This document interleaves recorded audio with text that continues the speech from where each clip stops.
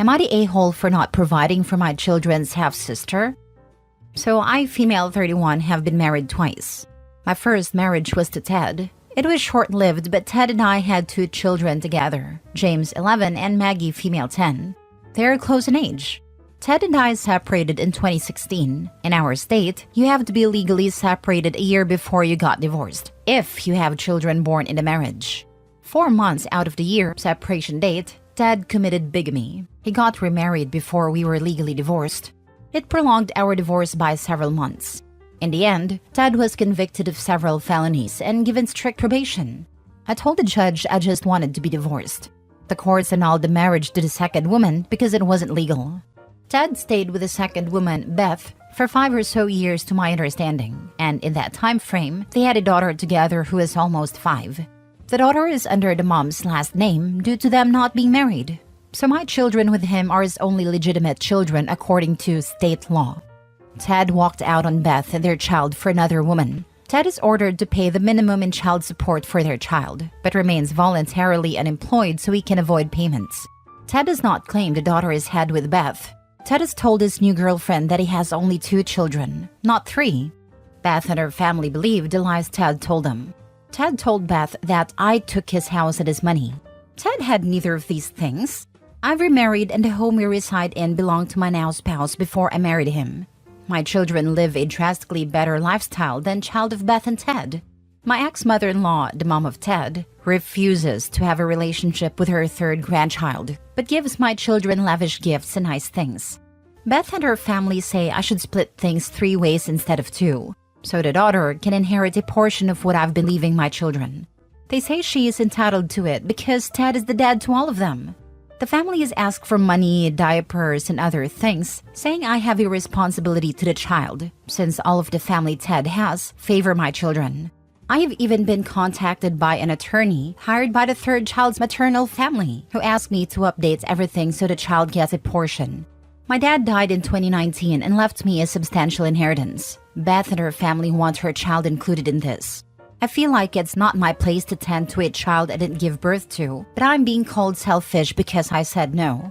Because the child is under her mom's last name, they'd have to approach the courts to ask a judge to legitimize this child. As of right now, the child is not legally allowed to inherit anything Ted or his paternal family may have. I don't know if he's on the birth certificate. I'm guessing so because he pays child support. The judge mentioned that my children are his only legitimate children due to them being born within our marriage. So I guess he can pay support to the child still be illegitimate? My children carry his last name, which holds a lot with state law. Am I the a-hole for not providing for my children's half-sister? Edit. When Beth filed for child support, she told her attorney what Ted had told her, that I had taken everything he'd had. The attorney put in a request to have property included in the amount of support Beth would get. I guess like Ted and I sell or something. The DA in the county Beth lives in, which is like an hour away, had a summons sent out to me. I had to provide divorce documents, proof Ted had never been on the deed of my home, and a lawyer for Beth had dug around and found out about what my dad left me. The attorney tried to tell the judge that the child was entitled to a portion of all this because I had been married to Ted, but the judge shot it down. The lawyer also tried to say my children didn't carry the same last name, as Ted and I proved otherwise. I never had to go back because the judge knew they were grasping at flies, so to speak. Ted was ordered to pay Beth $52 a month, which is the minimum for one child with an unemployed parent. Beth doesn't work either. Ted works under the table to avoid giving Beth money. Now for the top comments. Not the a-hole. Seriously, what the heck? I feel so sorry for the kid in all this having a total deadbeat father, but that doesn't make it your responsibility at all. Deadbeat dad and cuckoo mother. She wants her kid to have a share in OP's inheritance from her father's estate. Neither father nor OP are related to the kid. The mom is just as bad as Ted, greedy and grasping. Not the a-hole. Stop engaging with Beth and her greedy family. You have zero obligation towards her or her child. This, and report that attorney to the Bar Association for even contacting you with such a frivolous threat, or hire an attorney to send Beth and her attorney a strongly worded letter to tell them to get the heck out of here. Asking is probably legal. Demanding? Would it be? Because the lawyer would know there were no legal grounds. Yes, I'm a lawyer. We always know. But there are those in my profession that will use scare tactics, unethically, to obtain something the client isn't entitled to gain. This lawyer is hassling OP, probably because they cannot put this on the grandparents. There is no world under which OP has to share what her kids get, gifts, money, etc., with Beth. That probably includes an inheritance from the grandparents. I don't know for certain because I don't know where OP lives, but it is probably true if her kids are seen as the only legitimate heirs. It is Ted who is responsible for all three. His parents are most likely free to pass their assets to OP's children. Next story. Am I the a-hole for ending my relationship with my girlfriend after she revealed to me that she's child-free? I, male 33, have been in a relationship with my significant other, Tara, female 32, for the past 1.5 years. I've always wanted children, and for the past weeks I've been floating the idea to Tara. When we first met, I made it abundantly clear to her that I eventually wanted children, and she said that she wanted the same. Overall, I'd say that Tara has been a fantastic significant other. She is head over heels for me, and it is partially because she has never had a relationship last longer than a few weeks. However, since I've been bringing this up recently, she seems to like avoiding the topic, or will straight up change subjects. Lately, I've even noticed how her face just drops whenever I mention the topic. Last Saturday, I brought up the idea again to her, and she then asked if we could have a frank and honest conversation. I agreed, and basically what she told me was that she didn't want children. When I asked why, she told me that she didn't want to for reasons. She then started saying things like how she lied because it's tough dating people and being child-free, etc. I asked her if there was any chance she'd change her mind, and she said she wouldn't. Surprisingly, things went pretty normal. But I was thinking about this constantly. In the following days, Tara seemed much happier and more affectionate, and started saying things like how she felt so relieved that I didn't get upset or something. Honestly though, after thinking it through and speaking with my parents, I didn't think I'd be able to continue the relationship. So Wednesday, I sat her down and told her about my feelings and how I didn't think our relationship could continue. Tara was extremely upset, more than I had ever seen, and ended up leaving before the conversation was even over. She's been gone since then, and she's even left all her belongings at my apartment. I did, however, hear from one of her friends that she's staying with a friend who lives pretty close to us. She also stopped going to work and is spending most of her days crying and not even eating. I spoke with some of my own friends and they think I overreacted considering that I should have expected as much, considering Tara doesn't like talking about her childhood since she had bad memories about that. Am I the a-hole?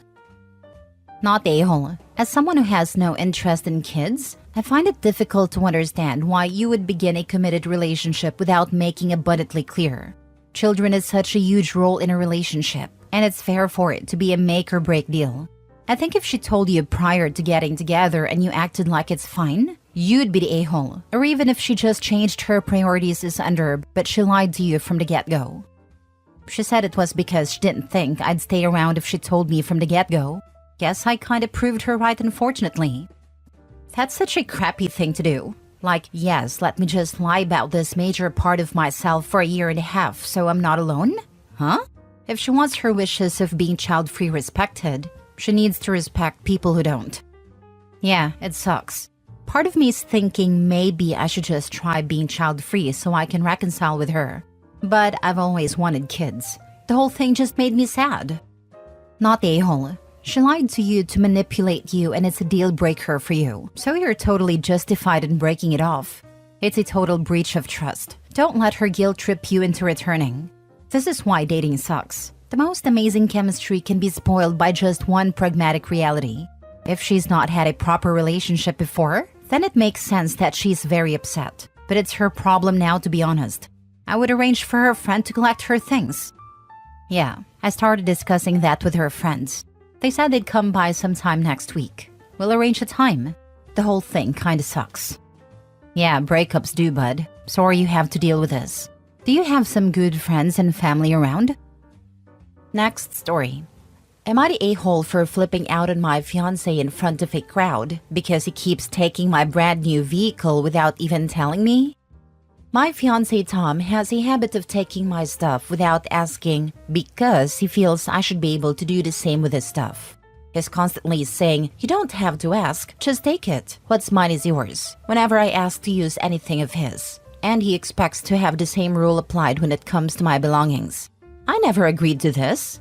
In fact, I have voiced multiple times that it's rude not to ask, and have voiced irritation when he uses my stuff without asking. When it comes to small stuff, I get irritated because he never puts my stuff back where it belongs. And then I have to go on a wild goose chase to find the item because he can't remember where he put it down either. He has ADHD.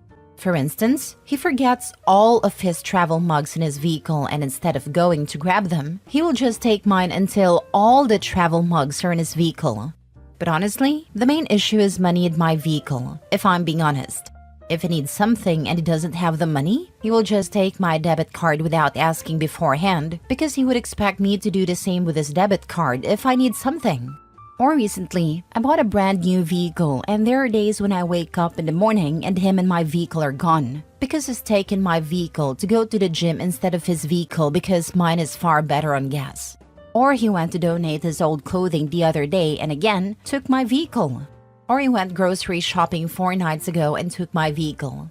And last night, we had a bunch of people over and one of his buddies needed to go to the store. So Tom said he would go with him and he just grabbed my vehicle keys. I told him no. He just kind of stood there staring at me. So I said, "What? You're not taking my vehicle to drive your friend around. Start asking to use my stuff because I'm getting extremely ticked off that you take my vehicle all the time. And if you have my debit card, you better leave that on a counter too, because you're not taking that either." He looked extremely embarrassed and put both my keys and my debit card on a counter and walks outside. He comes back in maybe 5 minutes later saying his buddy decided to take off for the night and then he went upstairs to our bedroom. Later on, when everyone else left, he said that I embarrassed him. That if it was such a big deal for him to use my stuff, then I should have brought it up prior to this. I told him I had brought it up several times in fact, because him constantly using my stuff is really building a wall of resentment at this point. He has his own vehicle, he has his own money, he has his own means to do things, so why is he using mine?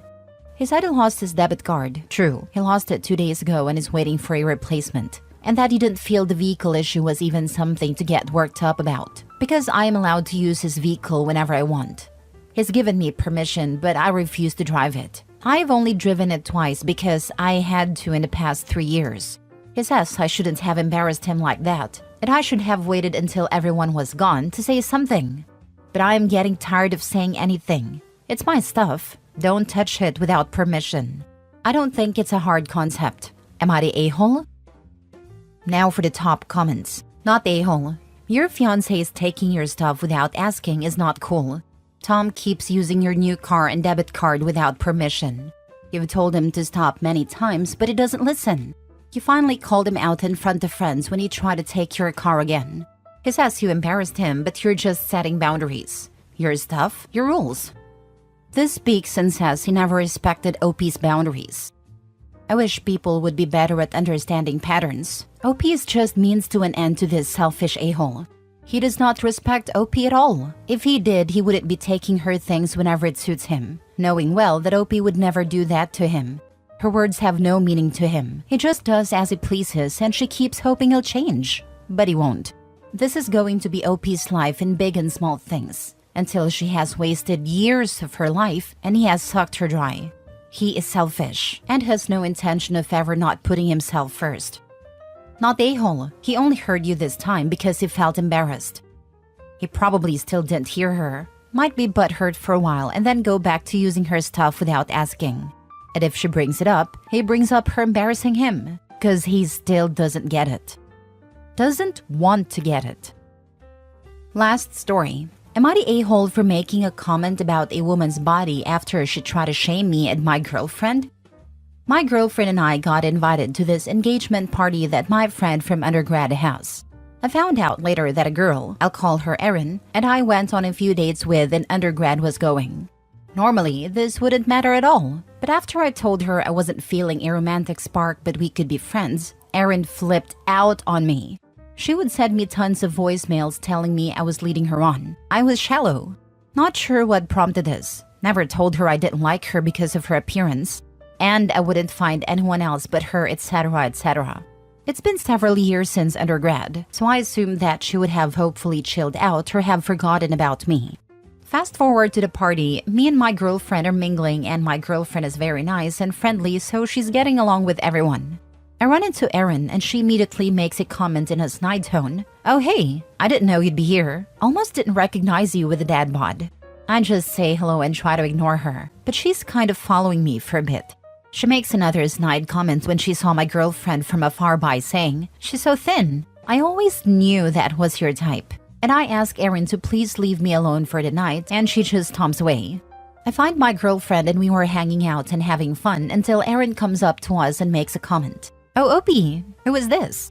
My girlfriend introduces herself politely before I could say something and compliments Erin's nails. Erin doesn't even introduce herself and says in a condescending tone, "I wish I could pull off the dress you're wearing, but I think it only works for people with small boobs." I try to keep my cool because we are all way too old for this, but I became really agitated with Erin making comments about people's bodies. I snapped back and said, "I think it'd be difficult to pull off for you in the waist area. If you want to know where we got this dress, I'd be happy to send you the link in a bigger size." Erin immediately recoils. She doesn't say anything and leaves. Later that night, a few mutual friends came up to me saying they saw Erin sobbing and told them I called her fat and ruined her night. My girlfriend tells me Erin was projecting her insecurities onto us and she wasn't even mad, just sad for her. I admit it was not the most mature move I've done, but how warranted was my comment? Am I the a-hole? She can obviously dish it out, but can't take it. Perhaps you taught her a valuable lesson. It takes no more effort to be nice than it does to be a douche. Perhaps you taught her a valuable lesson. Perhaps not though. Considering she went crying to other people about how mean Opie was, she sounds like the type who thinks it's mean when done to her, but if she does it to someone else, it's just telling it like it is. Some people just lack self-awareness and empathy. They can only ever see things from their own point of view. I know someone like this. They're always only telling it like it is, or only joking. But when you say something back, they're suddenly a victim. I don't have the time or the care. Bye, Felicia. Not the a-hole. Hopefully you let others know she made poor comments first. But the fact that your girlfriend said she feels sorry for Erin and she's not upset, you got yourself a winner. That's why she's still a girlfriend. He's obviously not letting her go. And for Erin with her attitude, she doesn't deserve someone.